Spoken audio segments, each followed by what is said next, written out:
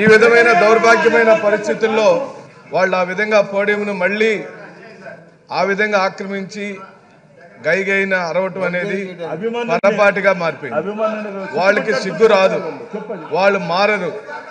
వాళ్ళకి చిత్తశుద్ధి ఉంటే గవర్నర్ గారి యొక్క ప్రసంగంలో ఈ ప్రభుత్వం అనగా వైఎస్ జగన్మోహన్ రెడ్డి గారి ప్రభుత్వం సాధించిన సమున్నతమైన లక్ష్యాల యొక్క సంపుటిగా అందరి టేబుల్ మీద ఉంది.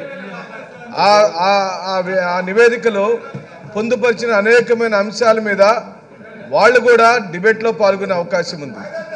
గవర్నర్ గారికి ధన్యవాదాలు చెప్పే కార్యక్రమము ఈ ప్రభుత్వం సాధించిన లక్ష్యాలను విజయాలను ఒకసారి మనం ఈ సభ మననం చేసుకోవాలి. కానీ తెలుగుదేశం పార్టీకి సిగ్గు రాదు, తెలుగుదేశం పార్టీ వాళ్ళు మారరు. ప్రజలందరూ కూడా దీన్ని గమనించమని చెప్పి అడుగుతున్నాం. మిమ్మల్ని ఈ విధంగా అవమానపరచడం పదే పదే పరిపాటిగా మారిపోయింది. వాళ్ళకి అల్లరి చేయటం, ఇక్కడ నుంచి సస్పెండ్ అయి వెళ్ళిపోవటం, బయట మీడియా దగ్గర మాట్లాడటం, లంచ్ చేయటం, వెళ్ళి మళ్ళీ 2 గంటలకు పడుకోవటం, ఇదే అలవాటు అయిపోయింది. వాళ్ళకి మార్పు రాదు. ఎందుకంటే సభానాయకుడు వాళ్ళ యొక్క నాయకుడు ఎప్పుడైతే అసెంబ్లీకి రాకుండా బయట ఉన్నాడో ఇక్కడ ఒక్కళ్ళు కూడా సీట్లో కూర్చొని ఉన్నట్టుమే చంద్రబాబు నాయుడు యొక్క రాజకీయం. చంద్రబాబు నాయుడు ఈ సభలోకి రాడు, వీళ్ళని కూర్చొనియడు.